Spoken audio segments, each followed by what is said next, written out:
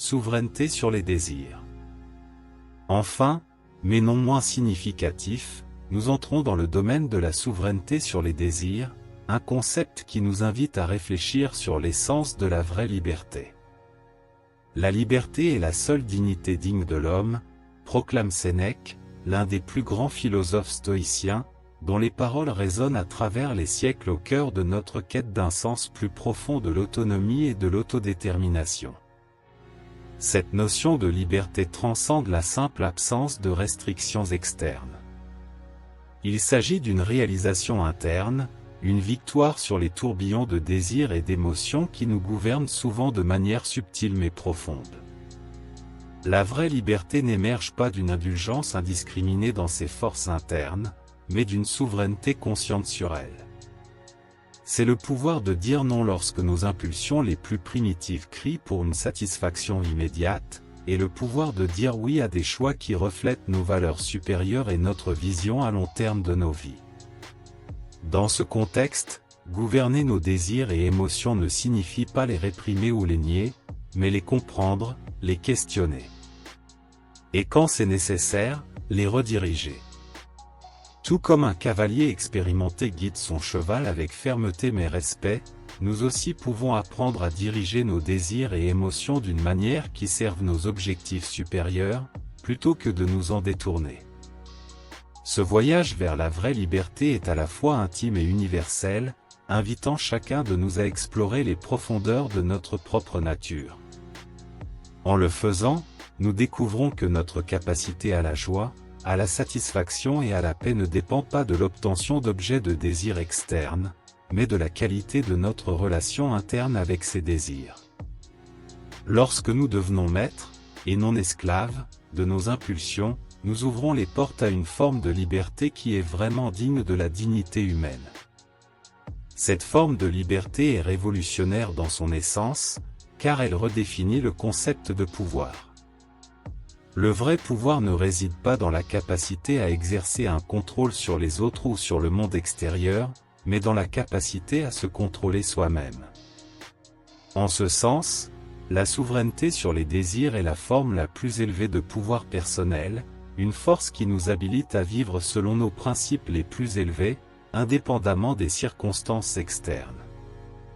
Ainsi, en nous efforçant de maîtriser nos désirs et émotions, nous faisons plus que simplement chercher la discipline de soi. Nous nous engageons sur un chemin de transformation personnelle qui mène à une véritable liberté. Et dans cette liberté, nous trouvons non seulement la dignité de l'être, mais aussi la clé d'une vie de sens profond, de but et d'accomplissement. Par conséquent, puissions-nous tous aspirer à cette souveraineté, à cette liberté, comme l'entreprise la plus noble de l'homme, et dans le processus, découvrir la plénitude de vivre véritablement libre. Si cela vous plaît, ne manquez pas l'occasion. Achetez dès maintenant le livre électronique, Le stoïcisme au XXIe siècle, stratégie antique pour des défis modernes, et déverrouiller votre prospérité, votre abondance et améliorer vos relations avec ce livre électronique. Lien dans le commentaire épinglé. Chapitre 6, l'importance de l'autosuffisance. En avançant dans notre exploration des profondeurs de l'existence et de l'être, nous arrivons à un concept fondamental pour l'épanouissement personnel, l'importance de l'autosuffisance. Cette idée, loin de promouvoir l'isolement ou l'insensibilité aux richesses des relations humaines et du monde, nous encourage à reconnaître une vérité puissante. La principale source de notre paix intérieure et de notre bonheur réside en nous-mêmes, et non dans les circonstances externes ou les possessions.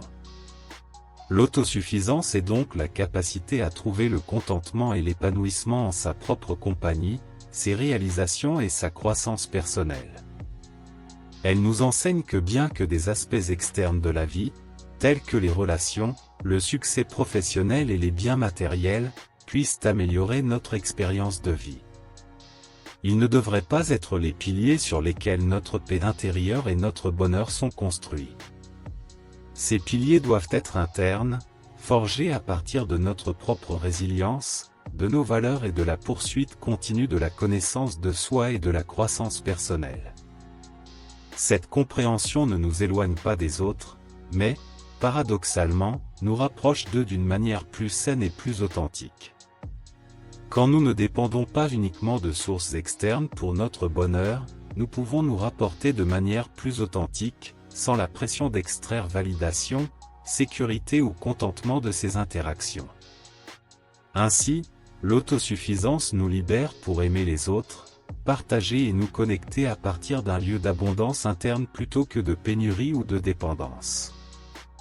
Cultiver l'autosuffisance est un chemin d'autonomisation personnelle. Cela nous incite à prendre la responsabilité de notre propre vie. Cela ne signifie pas que nous devrions ou pouvons être des îles, complètement autonomes et dépourvus du besoin d'interaction ou de soutien. Au contraire, cela reconnaît que, bien que le soutien et l'amour des autres soient importants, notre capacité à naviguer dans la vie avec confiance et sérénité doit finalement émaner de nous-mêmes. De plus, l'autosuffisance nous encourage à développer une relation de confiance et de respect envers nous-mêmes. Nous apprenons à écouter notre intuition, à honorer nos besoins et limites, et à poursuivre nos passions et objectifs avec détermination. Ce processus de confiance en soi et de respect de soi améliore non seulement notre capacité à faire face aux défis et à surmonter les adversités, mais nous permet également de profiter pleinement des joies et beautés de la vie. En résumé, l'autosuffisance est une force qui nous permet de faire face à la vie avec un sentiment de plénitude et d'achèvement, sachant qu'indépendamment des tempêtes externes, nous avons en nous un sanctuaire de paix, de force et de contentement. C'est la clé d'une vie de véritable liberté, où l'externe est apprécié et valorisé, mais n'est pas la source principale de notre paix et de notre bonheur. Ainsi, en cultivant notre autosuffisance, nous renforçons non seulement notre être intérieur, mais enrichissons également nos interactions avec le monde et les autres, offrant le meilleur de nous-mêmes à partir d'un lieu de véritable abondance. Chapitre 7 : La force du pardon. En plongeant encore plus profondément dans le territoire de la conscience de soi et de la guérison émotionnelle, nous rencontrons une vérité puissamment libératrice, la force du pardon. Cette capacité à pardonner, souvent mal interprétée comme une forme de faiblesse ou de soumission, est en réalité l'une des expressions les plus puissantes de force interne et de sagesse qu'un être humain puisse manifester. Tout comme la métaphore de tenir un charbon ardent avec l'intention de le jeter sur quelqu'un, pour découvrir que nous sommes ceux qui se brûlent, illustre que nourrir une rancune et la rancune nous fait plus de mal qu'à ceux à qui nous dirigeons de tels sentiments. L'acte de pardonner n'implique pas d'oublier ou de justifier les actions qui nous ont causé de la douleur. C'est plutôt un processus de libération émotionnelle, un pas courageux vers la libération de l'âme des chaînes du passé. En choisissant le pardon, nous ne nions pas la douleur que nous avons ressentie, mais nous décidons qu'elle ne définira pas ou ne contrôlera pas notre présent et notre futur. Nous récupérons, en fait, notre pouvoir personnel, refusant de rester victime des circonstances ou des actions passées. Le pardon est également un acte de compassion profonde, non seulement envers l'autre, mais aussi envers nous-mêmes. Il implique de reconnaître notre humanité partagée, d'accepter que nous commettons tous des erreurs, que nous sommes tous capables de causer de la douleur, intentionnellement ou non. À travers le pardon, nous créons de l'espace pour l'empathie et la compréhension, des éléments essentiels pour construire des relations plus saines et plus significatives. De plus, le pardon a le pouvoir de transformer la douleur en apprentissage et en croissance. Au lieu de permettre à la rancune de nous rendre amers, nous pouvons utiliser les expériences douloureuses comme des opportunités pour développer la résilience, la sagesse et une plus grande capacité d'amour. Ce processus n'est ni instantané ni facile. Il nécessite du temps, de la réflexion et souvent l'aide des autres, que ce soit à travers des conversations significatives, une thérapie ou des pratiques spirituelles. La vraie beauté du pardon réside dans sa capacité à guérir, non seulement les blessures du passé, mais aussi à nous reconnecter avec l'essence de ce que signifie être humain. Il nous rappelle que malgré nos défauts et nos blessures, nous sommes capables d'amour, de renouveau et de rédemption. Le pardon est donc une porte vers la liberté, un chemin qui nous conduit hors de la prison du passé et nous ouvre à la possibilité d'un avenir rempli de paix, d'amour et de nouvelles possibilités. Ainsi, en pratiquant le pardon, nous n'allégeons pas seulement le fardeau que nous portons, nous allumons également une lampe sur le chemin de notre propre parcours de guérison et de croissance. Nous choisissons de vivre plus pleinement, libérés des chaînes qui nous attachent à de vieilles douleurs, prêts à embrasser la vie avec un cœur plus léger et un esprit renouvelé. C'est là la véritable force du pardon, la capacité de se libérer, de s'élever au-dessus du passé et de marcher vers un avenir de paix intérieure et d'harmonie. Chapitre 8 : La beauté dans la simplicité. En concluant notre voyage à travers un univers de profondes réflexions sur l'existence, nous tournons notre regard vers un principe qui, par sa nature intrinsèque, nous conduit au cœur de la véritable satisfaction et du contentement, la beauté dans la simplicité. Zénon, avec son observation selon laquelle la simplicité est le plus grand ornement de l'art, nous invite à réfléchir non seulement sur l'essence de l'art, mais aussi sur celle de la vie elle-même. Cette notion nous pousse à reconsidérer nos priorités, à réévaluer ce que nous apprécions vraiment et à découvrir les richesses cachées dans les choses simples qui passent souvent inaperçues dans notre quête incessante de plus. Vivre une vie ancrée dans la simplicité ne signifie pas renoncer au progrès ou à la beauté que le monde a à offrir. Au contraire, c'est un choix conscient de se concentrer sur l'essentiel, de trouver la joie et la satisfaction dans les expériences les plus fondamentales, que ce soit la beauté d'un coucher de soleil, la sérénité d'une promenade tranquille ou la chaleur d'une conversation sincère avec un ami. La simplicité nous invite à ralentir, à être présent et à cultiver la gratitude pour les bénédictions que nous possédons déjà. Cette approche de la vie nous libère des chaînes de la société de consommation et de la perpétuation du désir de toujours plus, nous permettant ainsi de vivre une forme de richesse qui ne peut être quantifiée, la richesse de l'expérience. C'est dans la simplicité que nous trouvons l'espace pour la créativité s'épanouir, pour que les relations approfondissent et pour que la paix intérieure prenne racine. En valorisant la simplicité, nous faisons de la place dans nos vies pour ce qui compte vraiment, nous permettant de vivre plus pleinement et authentiquement. De plus, la simplicité nous apprend à apprécier la beauté dans les imperfections, à reconnaître la valeur intrinsèque des choses les plus basiques, et à comprendre qu'often, moins c'est plus. Cette réalisation nous aide à construire une vie non pas basée sur l'accumulation de biens, mais sur l'accumulation de moments significatifs, d'expériences enrichissantes et de connexions humaines authentiques. Dans un monde de plus en plus complexe et rapide, la simplicité émerge comme un phare de clarté et de sérénité, nous guidant vers ce qui est vraiment essentiel. Elle nous pousse à remettre en question nos idées sur le bonheur et la réussite, et à redécouvrir la joie pure qui réside dans les choses les plus simples de la vie. En embrassant la simplicité, nous n'enrichissons pas seulement notre propre existence, mais contribuons également à un monde plus durable, conscient et compatissant. Ainsi, puissions-nous tous trouver le courage de simplifier, de débarrasser le superflu et de célébrer la beauté qui réside dans la simplicité. Que ce choix nous conduise vers une vie plus riche, non pas en termes matériels, mais en expérience, en relations et en moments de joie pure. C'est là la véritable beauté de la simplicité, une source inépuisable de paix, de contentement et de satisfaction authentique. Chapitre 9 : La résilience face à la souffrance. Alors que nous contemplons la toile complexe de l'existence humaine, nous rencontrons un aspect inévitable et difficile de notre voyage, la souffrance. Bien que nous la percevions souvent comme une force destructrice, un maître cruel qui nous teste jusqu'à nos limites, il existe une perspective transformative à considérer, la souffrance comme une grande enseignante.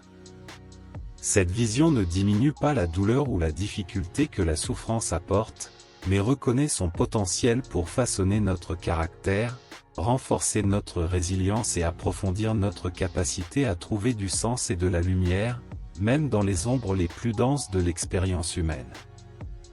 La résilience face à la souffrance est l'une des qualités les plus admirables et transformatrices que nous puissions développer. Elle ne découle pas du déni de la douleur, mais de l'acceptation et de la volonté de faire face, d'apprendre et de grandir à travers les expériences les plus difficiles. Ce processus de confrontation et de dépassement nous enseigne sur notre propre force, sur la capacité à se rétablir et à reconstruire, et sur l'importance de nourrir l'espoir et de trouver un sens.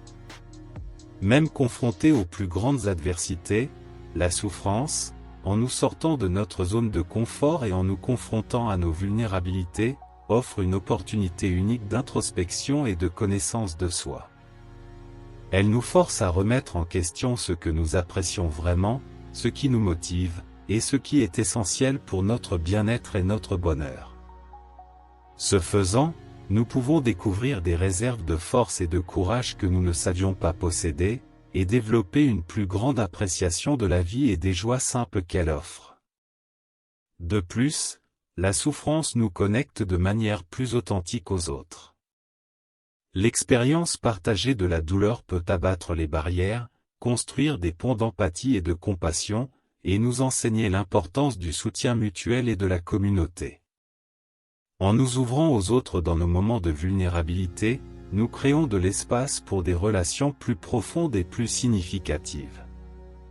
La capacité à trouver de la lumière dans les ombres, à extraire sagesse et croissance des profondeurs de la souffrance, est un témoignage de la résilience de l'esprit humain. Cette capacité à se transformer face à l'adversité nous permet non seulement de survivre, mais de prospérer. Puissions-nous nous souvenir de la capacité transformative de la souffrance. Puisse-t-elle être une enseignante sévère, mais une enseignante qui nous apprend des leçons précieuses sur qui nous sommes, sur la force que nous possédons, et sur la capacité à trouver beauté et sens, même dans les circonstances les plus difficiles. Et à travers ce processus d'apprentissage constant et de croissance, puissions-nous émerger non seulement entiers, mais enrichis, prêts à chérir chaque rayon de lumière qui perce les ombres de notre existence. Chapitre 10 – La pratique de la réflexion. Alors que nous progressons dans notre exploration des dimensions plus profondes de l'être et de la vie, nous sommes invités à considérer une pratique essentielle pour notre évolution et notre compréhension, la pratique de la réflexion. Inspiré par les paroles immortelles de Socrate, une vie non examinée n'est pas digne d'être vécue, nous sommes encouragés à plonger dans l'introspection, un processus à travers lequel nous pouvons évaluer, comprendre et enrichir notre voyage à travers l'existence. La réflexion quotidienne sur nos pensées, nos actions et nos interactions n'est pas simplement un exercice d'auto-analyse. C'est une porte ouverte vers l'amélioration de soi. En consacrant du temps à contempler nos expériences, nos choix et nos comportements, nous obtenons des précieuses idées sur nos schémas mentaux et émotionnels, nos forces et faiblesses, et les congruences et les divergences entre nos valeurs et nos actions réelles. Cet engagement envers un examen de soi continu sert de guide, nous orientant vers une vie plus authentique alignée sur nos principes les plus profonds. Il nous permet d'identifier les domaines de notre vie qui nécessitent de l'attention, de la réforme ou du renforcement, et nous donne les outils pour agir consciemment vers la croissance et la transformation. De plus, la pratique de la réflexion nous enseigne à vivre avec une plus grande présence et conscience. En devenant plus attentifs à nos pensées et actions, nous commençons à remarquer l'impact que nous avons sur nous-mêmes, sur les autres et sur le monde qui nous entoure. Cette conscience accrue nous donne le pouvoir de faire des choix plus conscients, de répondre plutôt que de réagir aux situations, et de vivre de manière plus intentionnelle et significative. La réflexion favorise également l'humilité, car examiner notre vie de manière honnête nous fait reconnaître nos limites et nos défauts. Cela nous ouvre à un apprentissage continu et à la compréhension que, peu importe notre croissance, il y aura toujours plus à découvrir sur nous-mêmes et sur l'infini univers que nous habitons.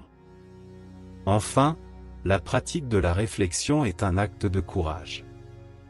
Elle exige que nous nous confrontions avec honnêteté et vulnérabilité, que nous remettions en question nos croyances et suppositions, et que nous soyons prêts à changer. Ce processus peut être inconfortable, mais c'est précisément dans cet inconfort que réside le potentiel d'une croissance profonde et durable. Ainsi, inspirés par la sagesse de Socrate, puissions-nous embrasser la pratique de la réflexion non pas comme une tâche lourde, mais comme une précieuse opportunité de mieux nous connaître, de nous aligner plus étroitement sur nos valeurs les plus élevées, et de vivre de manière plus complète et authentique. Après tout, la vie examinée est une vie vécue avec but, sens, et finalement, une satisfaction profonde. Nous venons de plonger dans des leçons stoïciennes qui remettent en question le conventionnel, mais ce n'est que le début. Vous avez soif de perspectives transformatrices? Abonnez-vous, activez les notifications et rejoignez notre voyage continu à travers la sagesse et la transformation. Ne gardez pas ces révélations pour vous. Cliquez sur « J'aime », commentez votre expérience et partagez avec ceux qui recherchent la croissance. Chaque interaction élargit notre communauté d'esprits curieux. Votre prochaine grande découverte vous attend à un simple clic. Explorons ensemble les mystères de la vie, une vidéo à la fois. Jusqu'à la prochaine fois, continuez à questionner et à grandir.